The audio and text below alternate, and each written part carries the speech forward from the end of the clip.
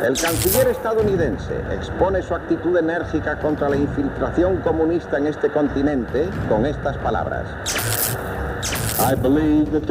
Creo que es tiempo de determinar claramente que vemos que el despotismo de afuera es hostil a nuestros ideales y que unánimemente les negamos el derecho de hacer presa en nuestro continente y que si desoye nuestra advertencia y no se aparta de nosotros, tomaremos medidas cual corresponde a una situación que podría poner en peligro la paz de América.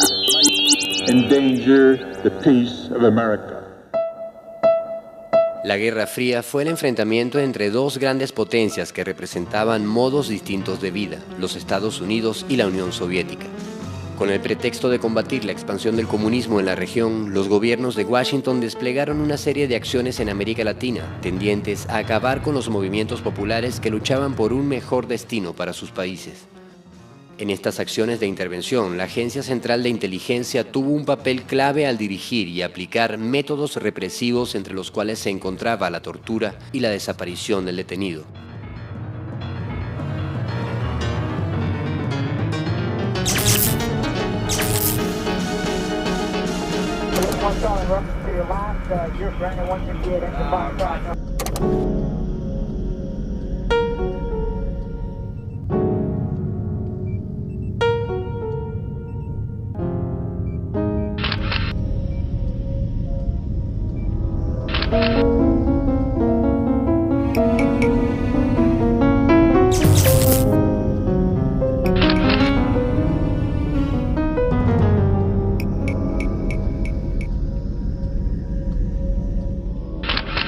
Cuando se habla de desaparición de personas por motivos políticos, suele pensarse en países como Argentina, Chile y Guatemala. Sorprende saber que en Venezuela, durante los años 60 y bajo un régimen supuestamente democrático, más de 1000 personas fueron detenidas y desaparecidas.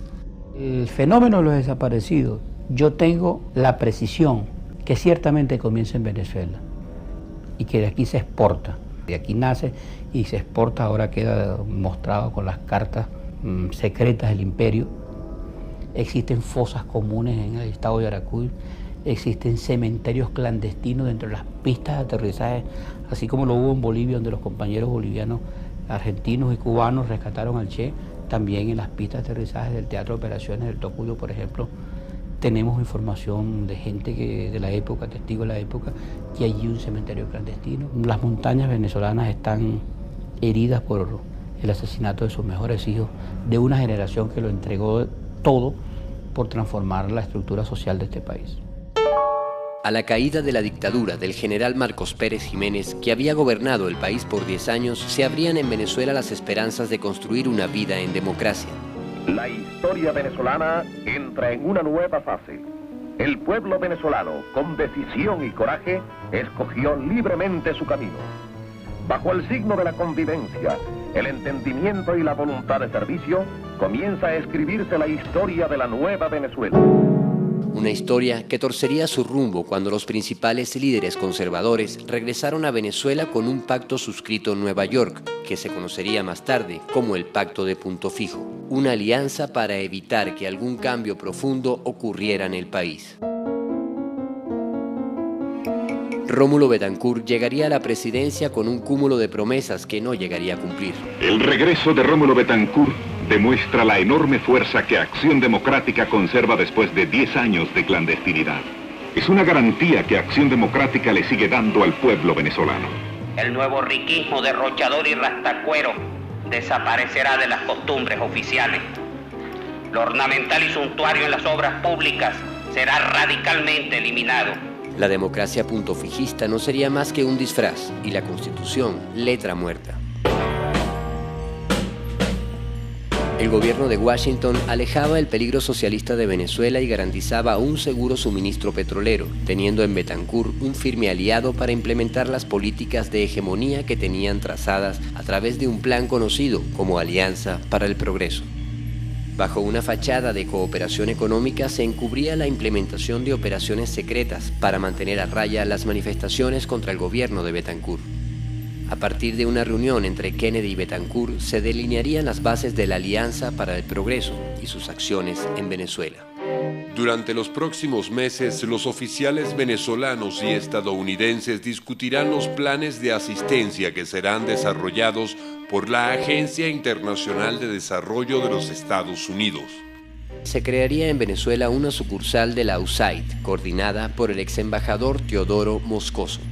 A través de esta agencia de apariencia humanitaria, trabajarían agentes encubiertos de la CIA en un departamento llamado Oficina de Seguridad Pública.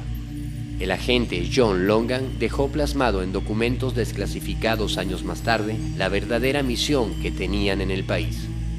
A partir de ese momento me impliqué en montar los planes para las operaciones encubiertas y abiertas. Yo trabajaría con los funcionarios del gobierno e inmediatamente pondría el plan en marcha. Básicamente el plan fue el siguiente: redadas combinadas de policías uniformados en la ciudad. Estas redadas serían coordinadas al más alto nivel de gobierno. La idea de esto era forzar a los comunistas buscados a abandonar sus escondites y caer en manos de la policía.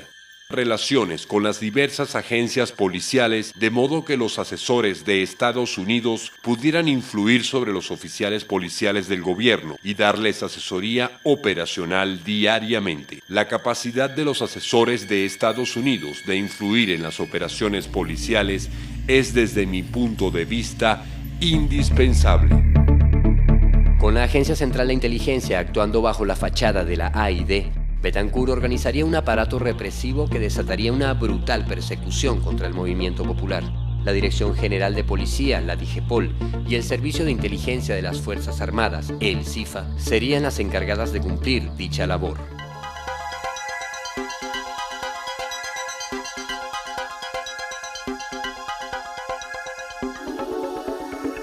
Una solicitud de ilegalización de los partidos Movimiento de Izquierda Revolucionaria y Comunista Venezolano, en vista de su actitud insurreccional contra el orden democrático. Con el famoso pacto de punto fijo, hubo una represión feroz contra los estudiantes y contra los obreros. Se decretó pues la lucha armada, conformamos pues la Fuerza Armada de Liberación Nacional. Los intentos de guerrillas muestran otra faceta de la desviación de los extremistas empeñados en aplicar a los problemas venezolanos soluciones importadas de otros países. Pero las soluciones importadas fueron las que Betancur aplicó contra la insurgencia, implantando en el país la mayor misión militar estadounidense de toda América Latina. 1.100 oficiales venezolanos recibieron instrucción en la Escuela de las Américas y el propio director de seguridad, Carlos Andrés Pérez, entraría a ser parte de la nómina de la Agencia Central de Inteligencia. Caer para ese entonces en manos de la DIGEPOL, en manos del CIFA o en manos de los militares, para ese entonces, yo te digo, era sinónimo de muerte. Hacer preso a la gente y a torturarlos allá y el esposo mío fue 3 veces al bloque de hielo y cuando lo sacaban de allá, decían, ¿qué yo hacemos? ¿Qué yo en Panamá? En el caso nuestro fueron las milicias formales y las policías formales del Estado las que atacaban, las que reprimían, las que torturaban y asesinaban. En el bachiller, que entre el Estado Guárico y Anzoátegui, fue bombardeado por el batallón Bolívar del ejército. Allí se perdieron muchas vidas, muchos campesinos perdieron sus haciendas, muchos muertos, que no sabemos cuántos son los muertos. El gobierno de Rómulo Betancur se caracterizó por una represión generalizada expresada en masacres y ejecuciones extrajudiciales. El mecanismo de la desaparición forzada tuvo durante este periodo 6 casos conocidos, todos ellos militantes revolucionarios apresados por el gobierno, quien negaría su captura.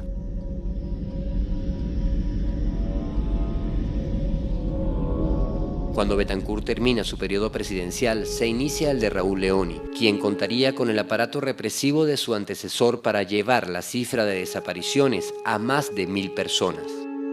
Que la figura de los desaparecidos y la represión más intensa durante toda la lucha política en Venezuela fue con Leoni. Eso hay que señalarlo porque mucha gente cree que con la cara de bonachón que tenía Leoni, ese fue el que introdujo aquí él y Gonzalo Barrio. La represión más violenta y más drástica que ha habido contra el movimiento revolucionario. La hora es de trabajo y de responsabilidad. Y a nosotros, gobierno y pueblo entero, nos toca honrar el compromiso que Venezuela tiene con la historia. A partir del gobierno de Raúl Leoni, la historia de Venezuela incorporaría en sus páginas cientos y cientos de casos de desapariciones forzadas. Una práctica enseñada por el Pentágono y la Agencia Central de Inteligencia a través de escuelas y manuales. Lo que veremos a continuación son solo algunos de esos casos. El comandante Sánchez se fue con el hermano mío y otros 7 guerrilleros más, abriendo vías hacia la zona de los llanos. No conocían bien ese territorio, fueron atacados y tuvieron varios combates, hasta que finalmente ellos salen hacia la carretera buscando hacia Altagracia, Orituco y Paural. Se montan en un carro y lo agarra una alcabala de la Guardia Nacional entrando al pueblo. El siguiente día lo trajeron para la Comandancia General de la Guardia Nacional. Allí tomaron declaración, tanto Trino como mi hermano, tuvieron un solo día. Allí ellos nos informaron, nosotros fuimos también a buscarlo, nos dijeron, su hermano estuvo aquí ayer, pero fue reclamado por la DIGEPOR, vino el comisario Antúnez de la DIGEPOR y se lo llevaron para la DIGEPOR. Es torturado bárbaramente por parte de la DIGEPOR. Nosotros nos llega el pitazo y la familia empieza a moverse y lo entregan al campamento antiguerrillero de Cúpira. Ya sería como fines del mes de julio y lo desaparece. La información es que lo torturaron bárbaramente y se estima que a él lo tiraron en las montañas del Bachiller. Es una zona muy tupida y hasta ahí llega la información, pues. Estaba de director JJ Patiño González, ministro del Interior Gonzalo Barrio, director de Política Interior Carlos Andrés Pérez y Erasto Fernández, que era el sanguinario, que daba la orden para matar. Estaba un capitán Vega, que no era militar, pero le decían capitán Vega, que era el torturador. Nosotros nos trasladamos a la DIGEPOR de los Chaguaramos. Allí nos dijeron, fue un día jueves, dijeron, vengan el sábado, que el sábado él tiene visita. Cuando fuimos el sábado, nos dijeron, no, lo sacaron anoche por orden de Gonzalo Barrio. ¿Y a quién se lo entregaron? A Héctor Peña Peña. Para ese entonces Héctor Peña Peña era capitán del ejército y comandaba el batallón Bolívar del ejército, que estaba también en la guerrilla, en el Bachiller. ¿Quiénes son responsables directamente de eso? Bueno, el Teatro de Operaciones. Y siendo jefe del Teatro de Operaciones, los hermanos Peña Peña, que todavía están vivos, eran capitanes para la época, y un tal mayor Molina Vargas, que al final se fue para Argentina y no sabemos si está vivo o está muerto, porque ese grupo más o menos, como lo denunciaron mucho, lo sacaron fuera del país.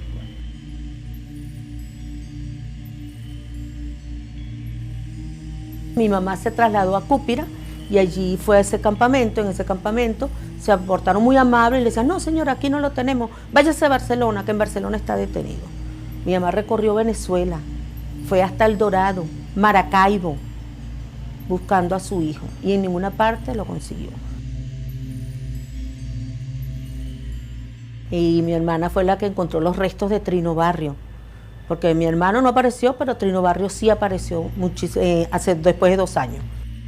En Altagracia, Orituco, en la hacienda Los Colorados, dueño de un adeco, Juan Loreto, eso queda un pueblo cerquita de Altagracia, Orituco. Allí estaba semienterrado. Y nos dijeron que era mi hermano, entonces mi hermana se trasladó con la compañera de mi hermano, Elvira Armas, y sacaron un cadáver. Mi hermana cuando vio, dijo, no, este no es mi hermano, porque Trino era bajito, y mi hermano tenía puente, este tenía toda la dentadura. Consiguieron la esposa de Trino Barrio, se hizo ya los trámites legales, fue la PTJ, el médico forense, y sacaron a Trino Barrio y reposa en el Cementerio General del Sur.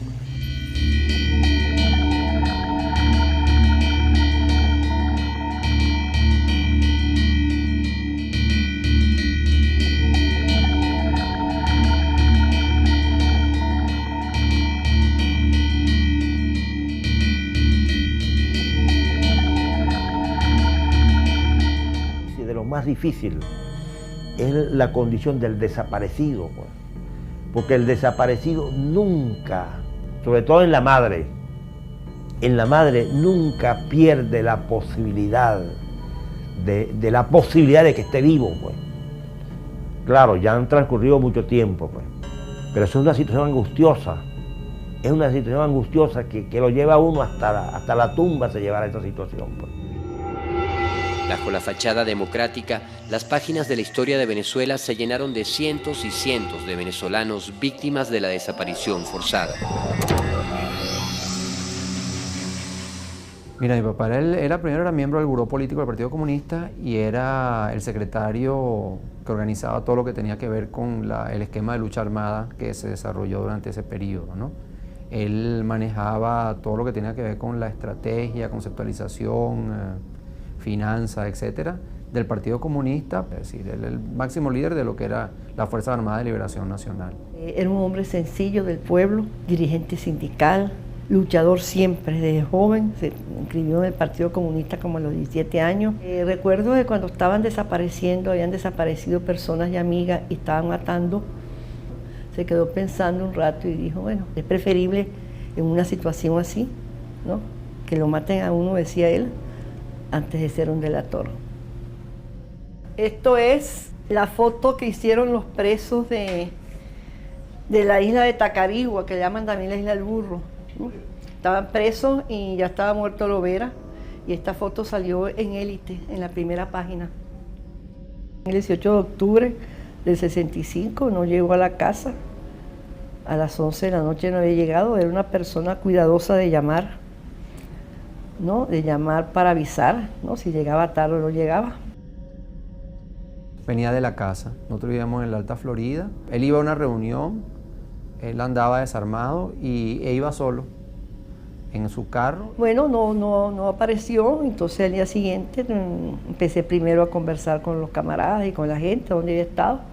Me entero que no llegó a las reuniones que tenía que llegar. Voy pues a la DIGEPOL, lo niegan y lo niegan en otros cuerpos policiales que no recuerdo a cuáles fui ya. Se me acercó un señor que me dijo que había estado preso con mi papá y él me comentó de que él vio cuando lo traían desmayado y hinchado de tanta tortura. No, se logró investigar que lo llevaron a la DIGEPOL, que lo sacaron de la DIGEPOL, que lo llevaron a un sitio que llamaban en San Agustín del Norte el retén planchar, que torturaban a la gente aparte, era una cosa tenebrosa que tenía una casa. Estuvo allí y lo llevaban a Cachipo. Cuando llega a Cachipo llega tan torturado que no lo aceptan. El capitán que estaba encargado del Teatro de Operaciones no quería asumir esa responsabilidad. Le dice a los agentes de la DIGEPOL que no lo va a aceptar allí. Lo meten en una cava de esa cava de carne.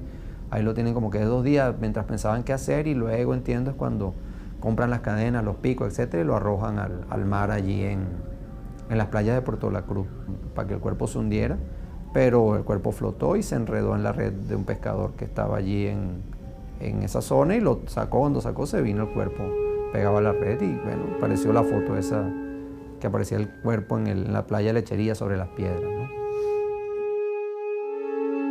¿no? Apareció muerto Lovera, que escuché que un oficial de un cuerpo de inteligencia, yo no, está bien matado, pero está mal, está bien muerto, pero está mal matado. Y yo no entiendo qué quiere decir con eso. Si le hubieran abierto la barriga, fíjate qué cosa tan monstruosa, si le hubieran abierto la barriga, el agua sale sangre para afuera y el agua lo mete para el fondo del mar o los tiburones se lo comen, pero por eso el cadáver flotó y llegó a Lechería. Pero fíjate, está bien muerto pero mal matado.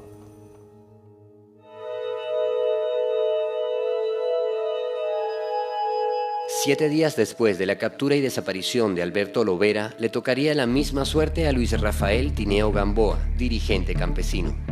3 semanas después, a César Burguillos, maestro de escuela detenido por el CIFA. El mismo día desaparecería en Caracas también el dirigente sindical Donato Carmona. Muy responsable, mi papá era un hombre 100% responsable, un sindicalista, maestro de constructor de obras públicas, trabajó un bote de años para obras públicas y ejercía también, trabajaba en el sindicato, formaba parte del sindicato de la construcción.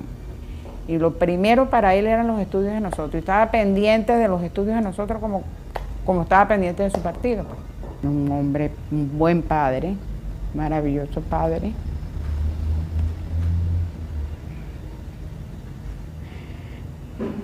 Es penoso, ¿verdad?, hablar de él después de tantos años. Acaba de tomar posesión Raúl Leoni, cayó preso un día jueves, 9 de septiembre de 1965, hasta la fecha, hasta el día de hoy, que no sabemos qué sucedió con él. Él anduvo conmigo ese día, nosotros salimos como a las 9:30, 10 de la mañana, y anduvo conmigo prácticamente como hasta las 11 de la mañana, que yo lo dejé en la esquina de Sociedad. Y él se fue caminando y yo le dije, papá, ¿y para dónde vas ahora? Y me dijo, no, yo voy a pagar el derecho de frente y de aquí me voy para la casa. Entonces, en la tarde yo andaba para un paseo con unas primas y yo llegué como a las 5 de la tarde. Cuando llego me dice mi mamá, mira, llamaron por teléfono que tu papá estaba detenido, pero nada más dijeron eso y me trancaron el teléfono. Inmediatamente nosotros no hallábamos a quién recurrir. En aquella, tú te cansabas de ir a la prensa. Yo me acuerdo que yo fui a la prensa 100.000 veces y yo esperaba salir en el periódico y nunca. 5 días después de la captura y desaparición de Donato Carmona, es desaparecido Juan Mollejas, director de la Escuela de Bellas Artes. 3 días después desaparecen a Ramón Pasquier. A los 3 meses desaparecen a Juan Ollarves y a su hermano Agustín. El mes siguiente sería desaparecido Víctor Tirado. Continuaría el dirigente sindical Felipe Malaver, detenido junto a Andrés Pasquier. Seguiría Bartolomé Bielma, torturado en un teatro de operaciones, igual que Leonel Petit. Higinio Ortiz sería torturado y desaparecería, igual que el dirigente sindical Juan Francisco Lugo, José Agustín Petit Colina, Elisaúl Morales, Palermo Ordóñez, Julio Molina, Nicolás Hurtado Barrios. En las guerrillas murió un teniente del ejército y se llamaba Nicolás Hurtado Barrios. Ocupó un lugar en primera línea en el comando de las Fuerzas Armadas de Liberación Nacional. Nosotros supimos la fecha en marzo del 67, el 23 de marzo. Que Nicolás, mi papá, pues había caído en combate. Nunca se me ha quitado el sentimiento de la pérdida de mi padre, ¿no? Y cuando él muere yo tengo apenas 11 años. Y de los 11 años, yo creo que 9 lo pasé sin estar viviendo con él. Yo creo que fueron 2 que viví con él, que estaba en mi casa, pues. Con mi mamá pasó algo, mi mamá, el dolor que tuvo, la silenció. A los 3 meses de la detención y desaparición de Nicolás Hurtado Barrios, sería secuestrado en Caracas el estudiante de ingeniería y militante revolucionario Alejandro Tejero. Alejandro Tejero era mi hermano mayor, fue siempre una persona muy especial. Mi mamá contaba que desde niño era muy sensible.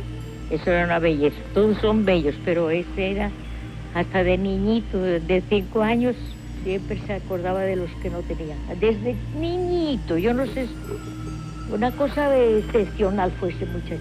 Que en ese momento precisamente ya estaba el revolucionario que después fue como dirigente de estudiantil en el José Gregorio Hernández. 63 o 64, él ya pasa a la lucha clandestina, porque ya contra todos estos jóvenes identificados claramente como militantes de la Juventud Comunista y del MIR, la persecución fue feroz, o sea, las casas las allanaban permanentemente, se llevaban detenido a la gente, eso cuando lograban sobrevivir. El 11 de mayo, que faltaban 2 días para el Día de la Madre, y él salió a verse con el muchacho que lo detuvieron, enfrente del cine Bromba, allá en el Sabana Grande a la 1 del mediodía. Y entonces él me dijo, mamá, yo vengo a casa otra vez a vestirme porque voy a ir al cine. Y ya no lo volvimos a ver. Hubo una llamada anónima que dijeron que lo habían detenido. Se estima que la hora fue esa 2:30, 3 de la tarde. El vehículo era un vehículo sin placas. Aparentemente era la constante en esos momentos porque junto con el CIFA participaron traidores del movimiento de izquierda. Junto a Alejandro Tejero también serían detenidos los estudiantes Francisco Palma y Eduardo Navarro. Al igual que Alejandro, pasarían a llenar la lista de desaparecidos políticos de un régimen que algunos llamaban democrático. Simbolizan también la labor que ha asumido el gobierno constitucional de conducir el país de una dictadura opresiva a una democracia próspera y civilizada. Eso explica el fracaso de todos los movimientos subversivos contra el gobierno. La Agencia Central de Inteligencia produce en el año 1963 una de sus obras más aberrantes, el Manual de Torturas, conocido con la clave secreta QBARC. Las enseñanzas de este manual fueron puestas en práctica en Vietnam y enseñadas en la Escuela de las Américas a oficiales venezolanos, quienes la aplicarían contra el campesinado para socavar por la vía del terror el apoyo al movimiento guerrillero. En el territorio donde yo vivía, en el estado Lara y límites de Portuguesa, hubo una masacre tremenda en todas esas montañas. Y hubo un caserío en particular llamado El Silencio, que pertenece al estado Lara, pero la forma de entrar era por Portuguesa, donde yo vivía, en Chabasquén concretamente. Y hubo la masacre del Silencio. Allí el gobierno agarró a todo quien pudo, torturó, masacró, hubo presos. Lo sentimos muy cerca por dos razones. Porque todos los campesinos que bajaron torturados y golpeados llegaban a la casa de mi mamá, que era una pensión del pueblo.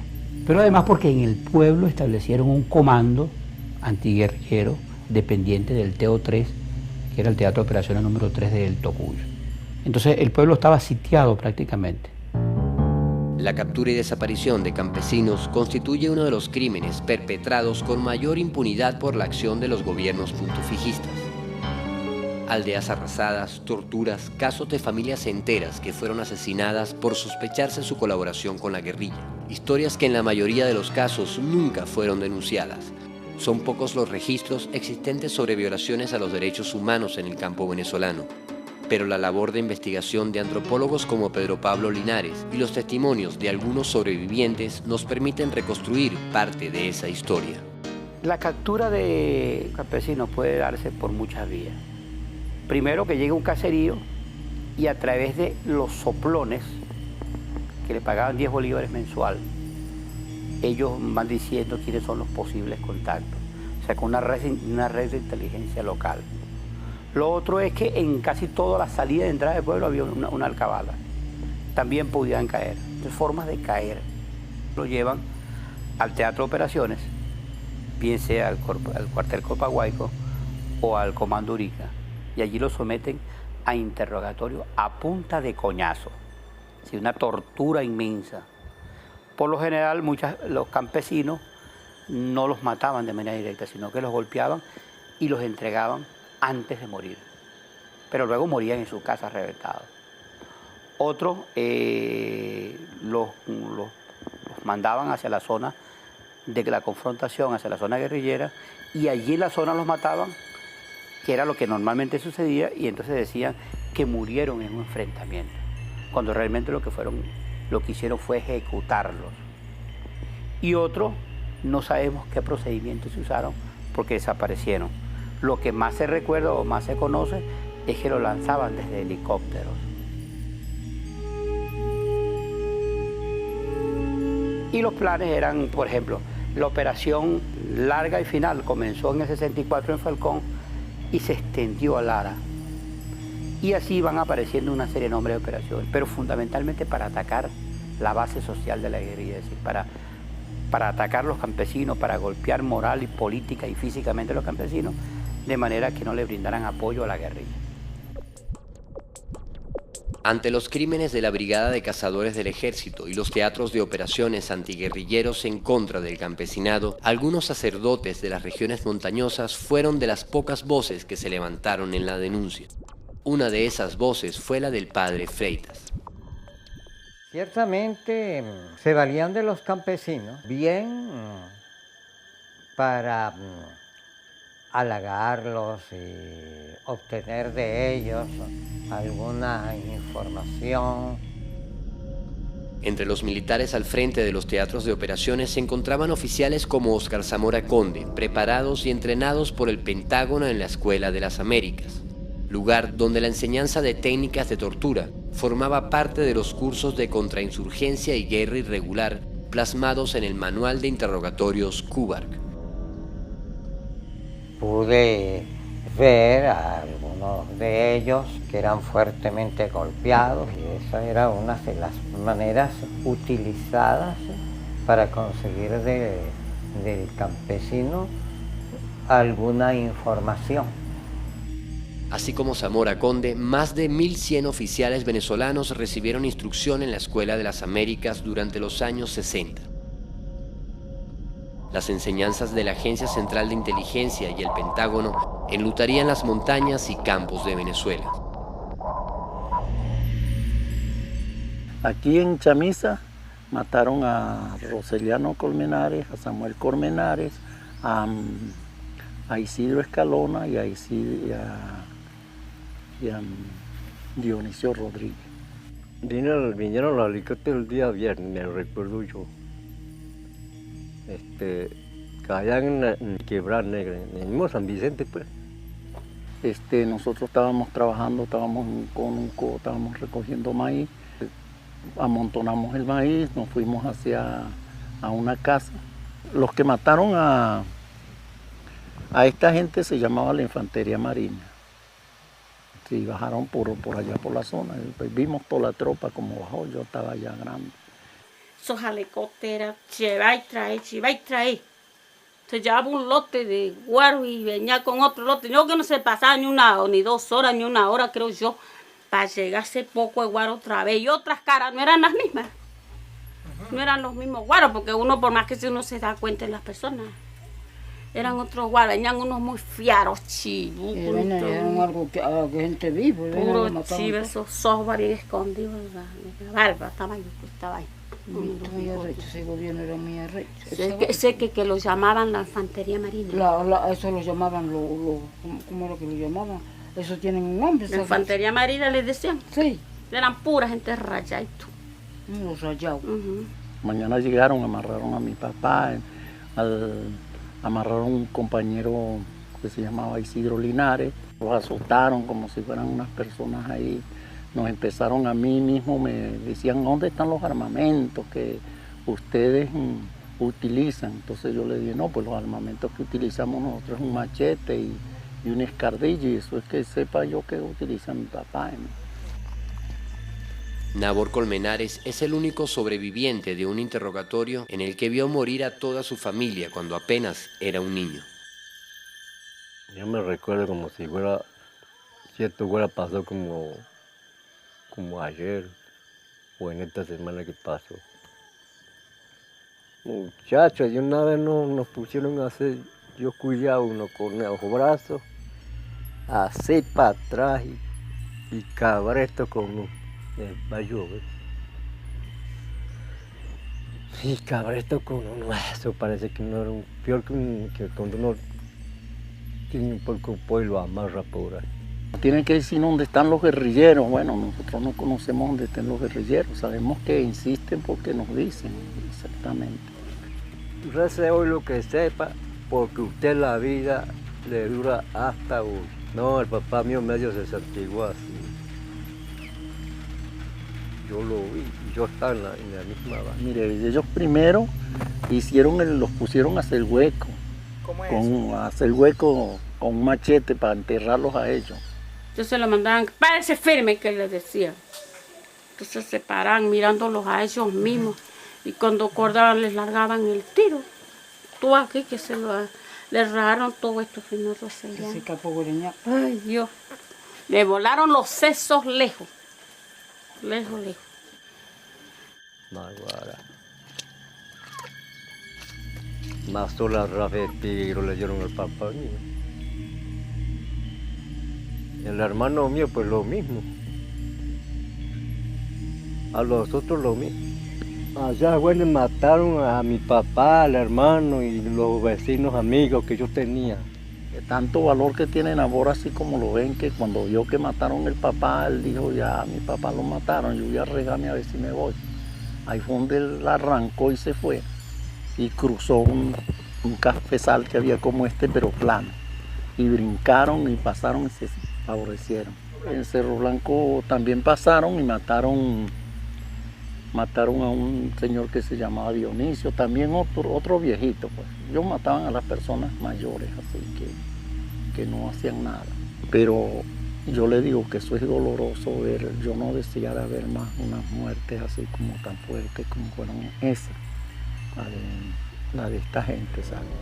Esta historia está conectada con toda la defensa que hizo de los derechos humanos el padre Óscar Freite, que era párroco de Sanare y enfrentó la matriz que señalaba que los campesinos habían desaparecido por su cuenta.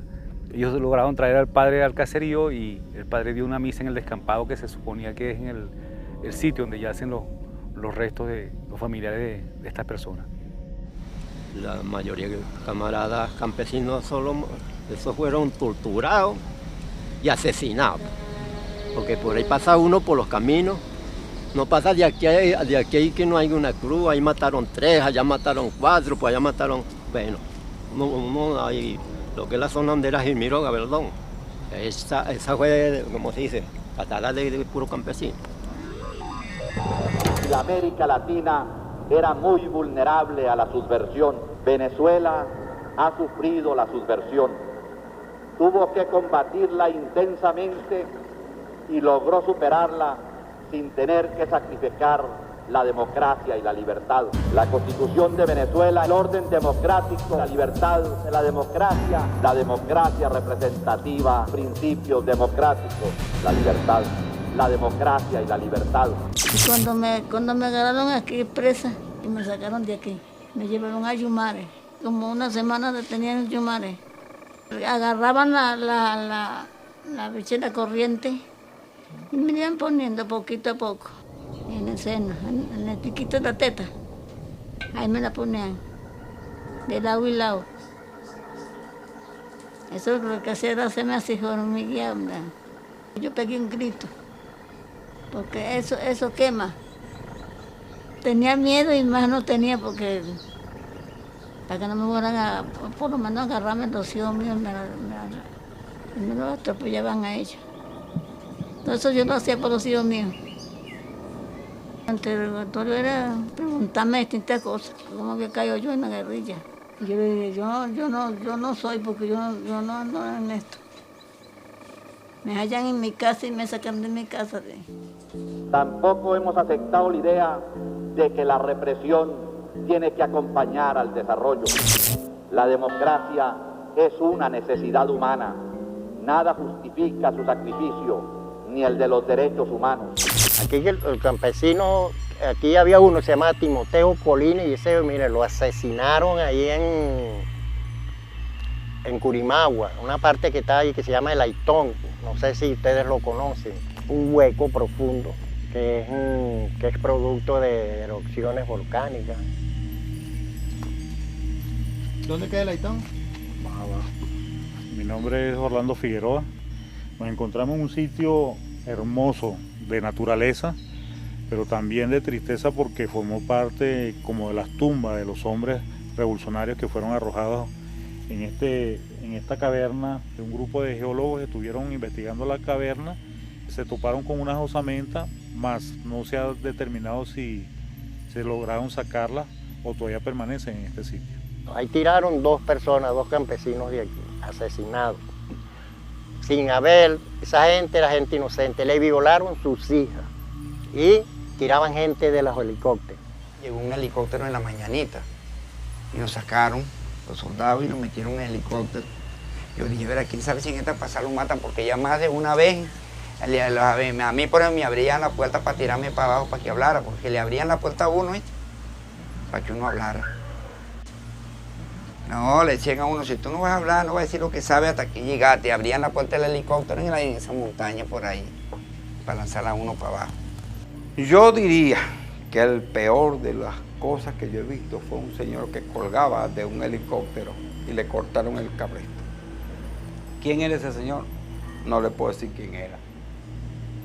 Pero, mire, eso es tenebroso, ¿sabes? La Constitución de Venezuela, en su preámbulo, nos manda a sustentar el orden democrático como único y irrenunciable medio de asegurar los derechos y la dignidad de los ciudadanos. Yo le digo, me interrogaron en 2 o 3 oportunidades, pero sin abrir expediente. Esos expedientes no existieron nunca. Me localiza la familia mía por el carro, porque a mí me detienen y el carro se lo llevan también. Entonces por eso me identificaron. Como el carro ya estaba en el comando antiguerrillero Urica, ahí vieron el carro que yo cargaba. Y entonces por eso me identifican y ellos no se pueden negar. Ya era, pero a mí me tenían el listo, era en la olla, viejo. Lugo, yo sé que es Lugo, que fue el que cayó preso, y el ejército se lo llevó para allá, para el hospital militar, y allá él estaba muy grave y lo salvaron, en el interés de poderlo hacer hablar. Todavía con las heridas se lo trajeron para Yumare, y allá comenzaron a torturarlo nuevamente. Una mañana dijo, bueno, si me salvo de esta, no me meto más en vaina. Ahí en Yumare lo mataron porque definitivamente a él desapareció allí. Ese señor Goyo, lo cierto es que es Goyo. Mira, a ese lo fusilaron en la parte alta por Yacambú, por donde está el río Yacambú, ese que va a surtir aquí a la represa aquí.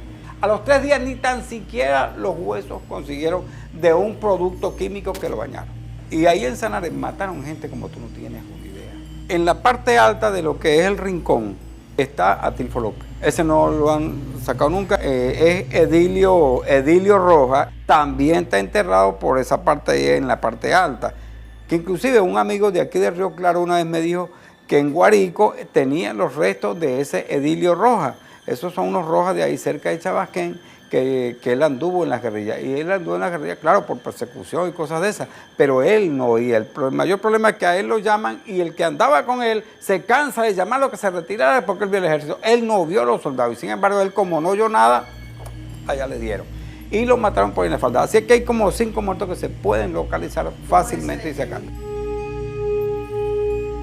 La bodega quedaba aquí en esta casa, aquí en la parte de atrás de mi casa, y quedaba la bodega. Esa casa, de allí fue que se lo llevaron.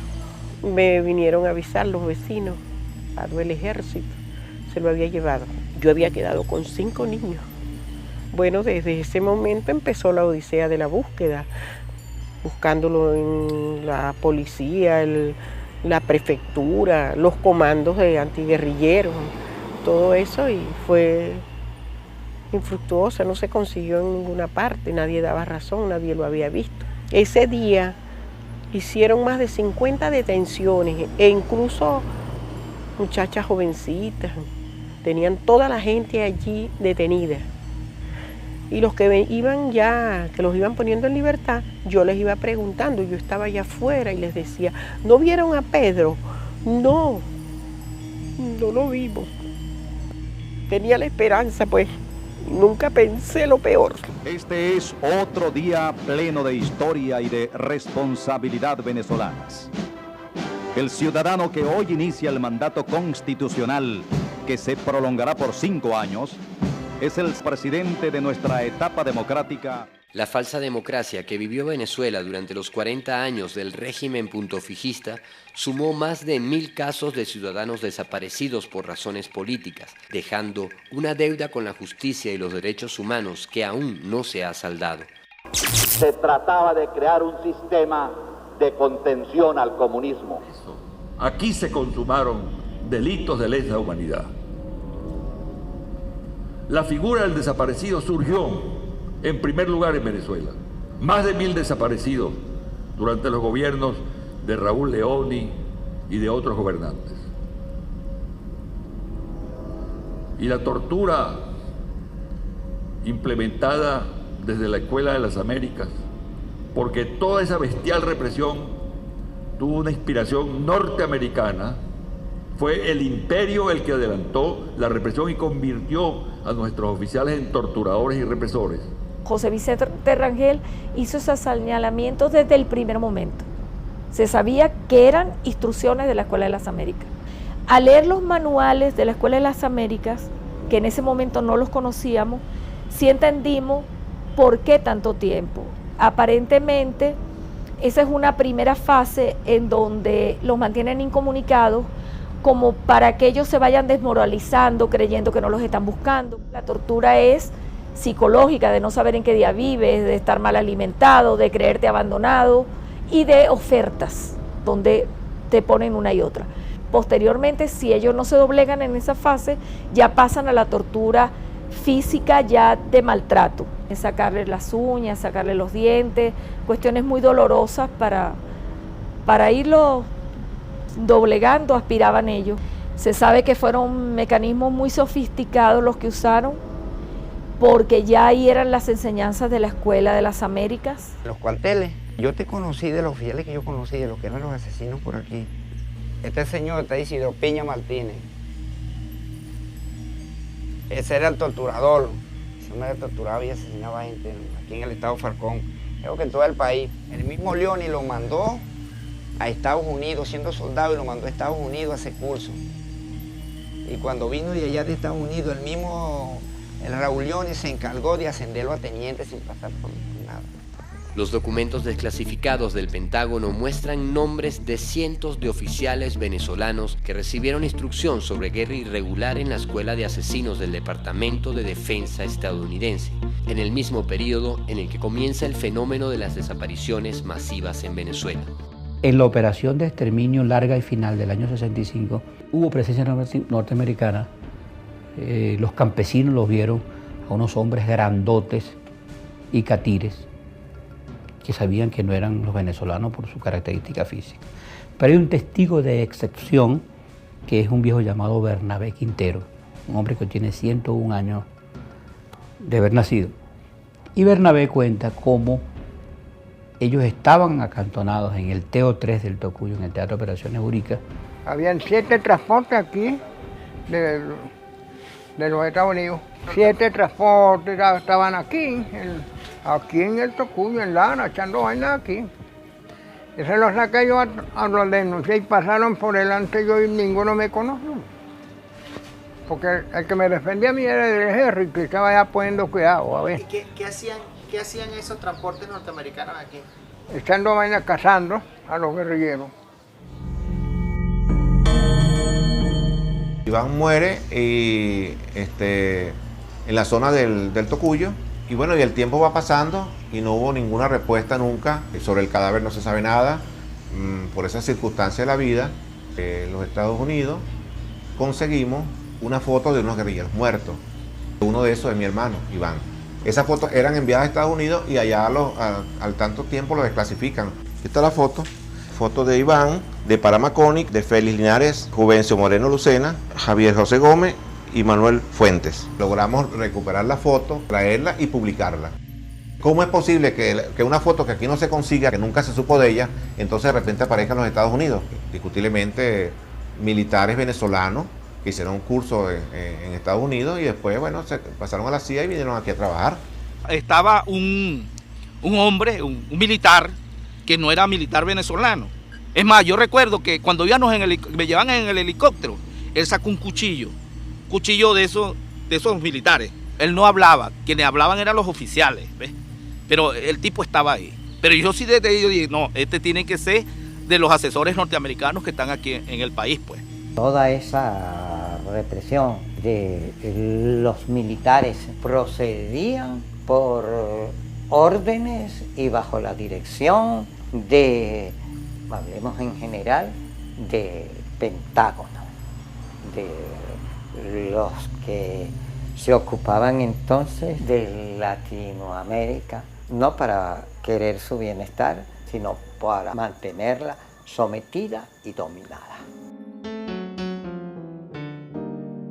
No quisiéramos que en Venezuela volviera un régimen como eso, porque esos regímenes son para ellos nada más. El pobre no tiene parte en eso y eso es feo, pues.